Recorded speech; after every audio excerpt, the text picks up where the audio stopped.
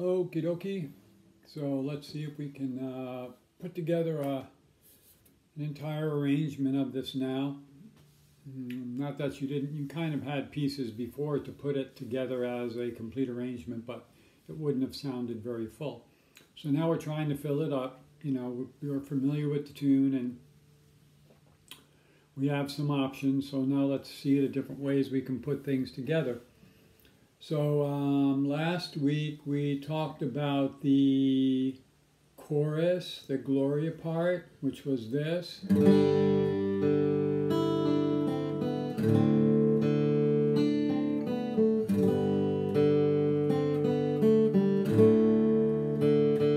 had option 1 and option 2, and that was basically a fuller version of the what's at the top of that page. One of the first things we looked at that you asked for the clarification on the fingering.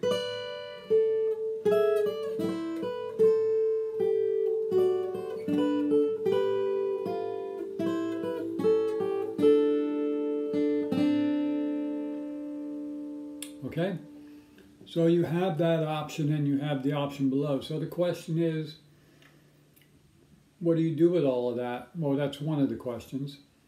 So for example, I would find that, and I may have mentioned it, like this high part, to me would be nice for an intro.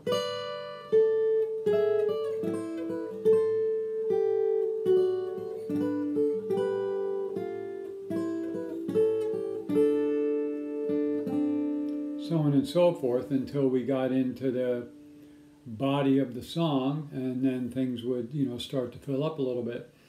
The other way you could use that high part is that you could use it as the ending. You could play the arrangement all the way through once or twice and get to the end and then maybe just end it with that. Maybe even slowing it down.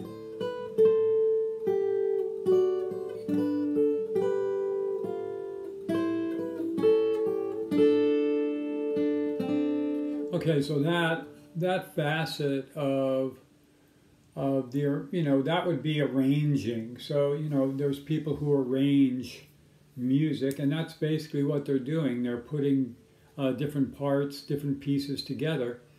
And so when we talk about doing your own arrangement, that can be a factor. How you introduce the song, how you end the song, that's all going to be part of your arrangement. And that's what makes songs a little bit more interesting rather than just a cold start right into the song, end the song, blam, done. Okay? But now I'm going to look at the new page, and this new page is the verses of the song. And we have some options, just like we did during the chorus. So let's look. We have part A. And I have it bracketed, so part A, and I'll explain what the part A, B, and C means. So the basic song,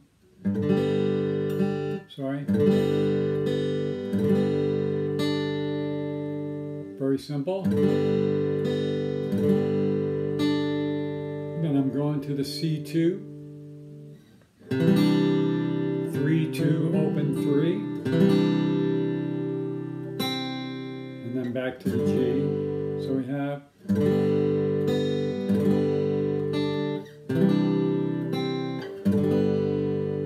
or you can play it rhythmically like this.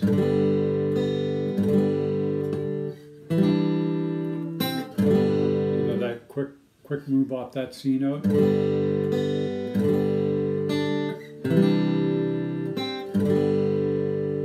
Either way, or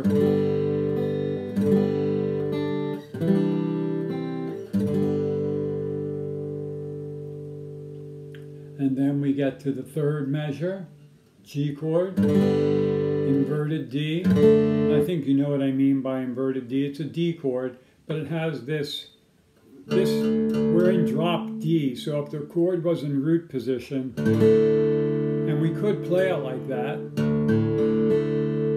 rather than what I have written there, that would be root position. This is the first inversion, because it has the F sharp, the second note of the triad. The triad for D is D, F sharp, A.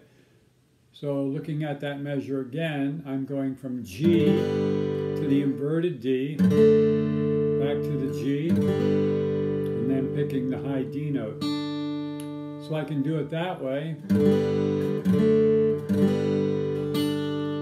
And though I don't have it written down, if you understand that this is also a D chord without this note there, so you could play it that way, as long as you keep the melody note on the second fret there. As opposed to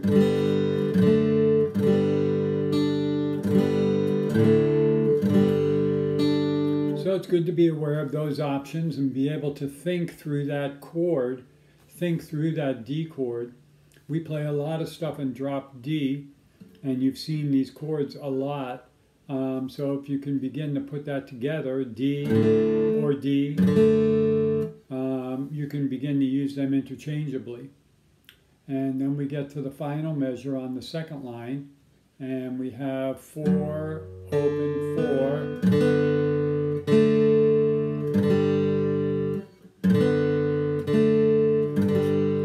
Same thing there. We have that F sharp in the bass. It's inverted. We could put the open D in the bass.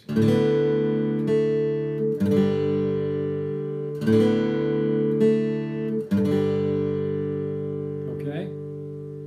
I'm going to play the third measure going into the fourth measure. The third measure, the third measure on the first line going into the first measure on the second line. So we can play it like this.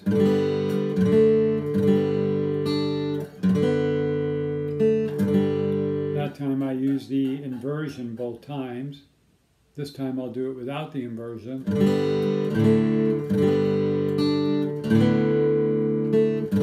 As opposed to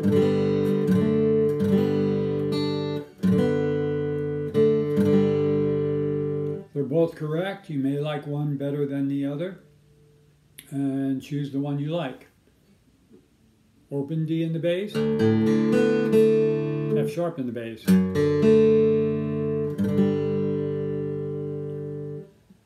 Now, the reason I have that A, B, and C is because after you play A, you can either play B or you can play C as the second part of the verse. If we choose option B, it starts the same. A little bit of a change up here. We go to the D7.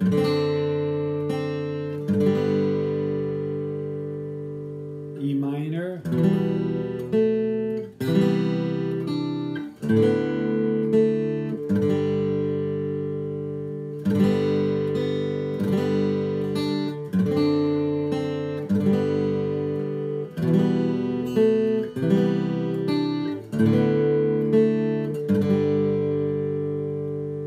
Or you could go from A down to C.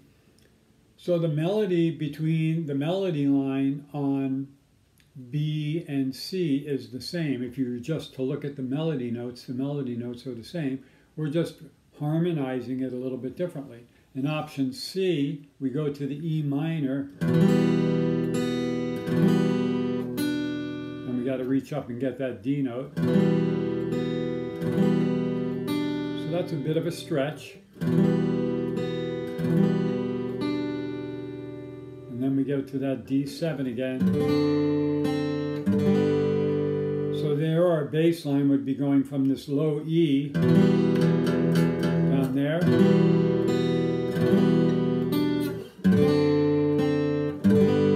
And that one would probably take a little bit more practice. It's a little bit more of a disconnected chord change. There's not a whole lot of similarity between the E minor and going to the D7, so that's going to be kind of, you just got to practice it and grab it. And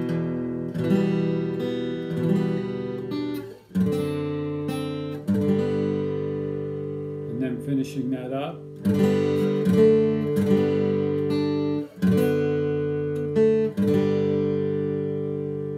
Okay, so I'm going to play A going into B, and then I'm going to play A going into C. Either one is fine. So we have 1, 2, 3, 4.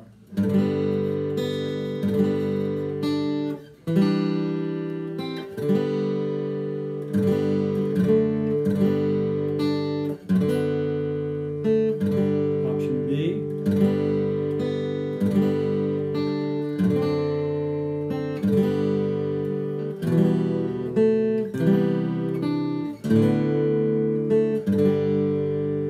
Okay, this time I will play A to C.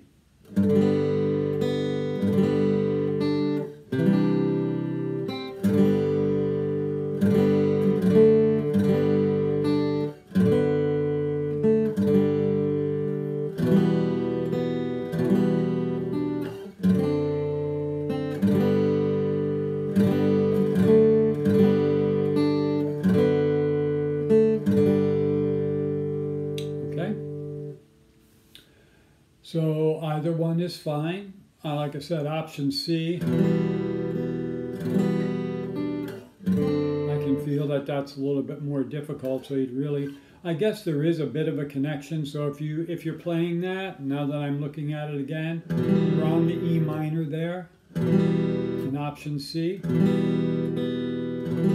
stretching up to get that D note, and then when we go to the next chord, the D7, we actually just do slide that second finger up. So we'd want to be mindful of that, and that'll help you.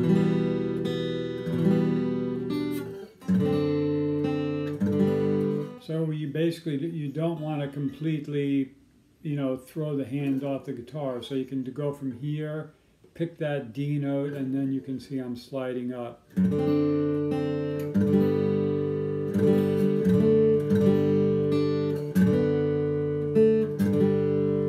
So after we did that, then we would go into our chorus, what we did last week.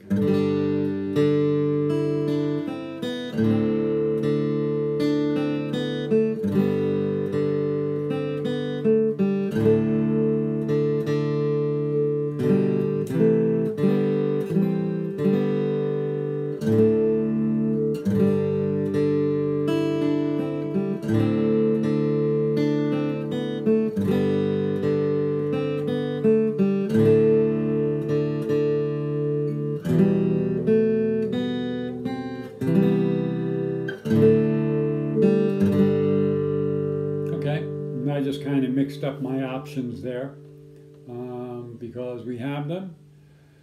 So if I was to play the song, chances of me playing it, the exact same way twice exist, but, I probably, once you're familiar with the song and you're aware of your options, and then you just can start throwing them in randomly, in order to make the song a little bit more interesting, putting your own creative juices into it, and just appreciating the different ways that you can harmonize the melody. So what I'll do is I'm going to go ahead and I'll do it sort of as a play along. So I'm going to use the high part as my intro, okay? And then I'm going to go over to the new sheet and I'm going to go from, let's say, A to C. And then I'm going to go over and play the chorus, and I will use option 2. Okay, so I'm going to play the high part, then I'm going to go to the new sheet and play from A to C, and then I'm going to go back over to the other sheet and play the chorus, and I'm going to go start the chorus and go to option 2. Okay, so here we go. I'll do it slowly. 1, 2, 3, 4.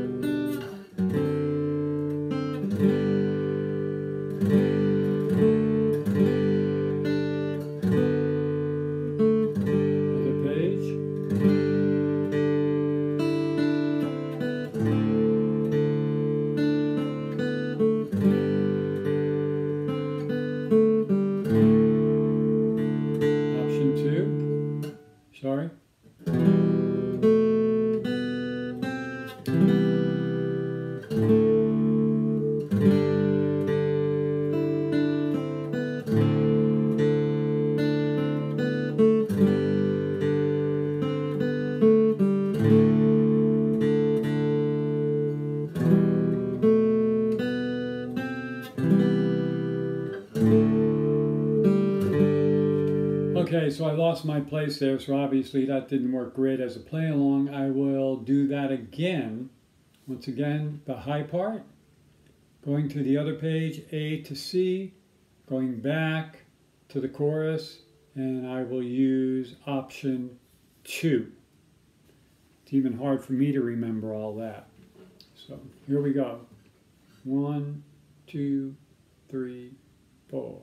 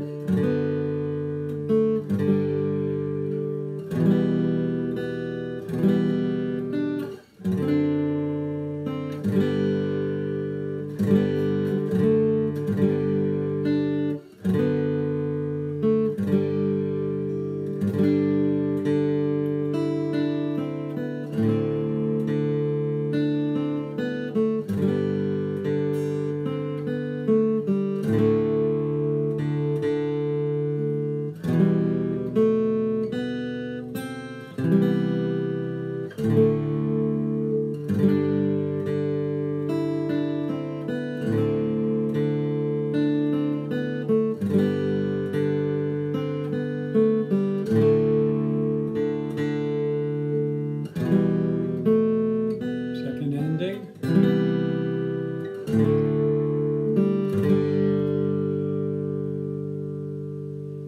Okay, so that basically gives us, an arrangement of that song, and we're going to explore it a little more because, like we often do, we want to have the song, we want to be able to play the song because ultimately that's what we want.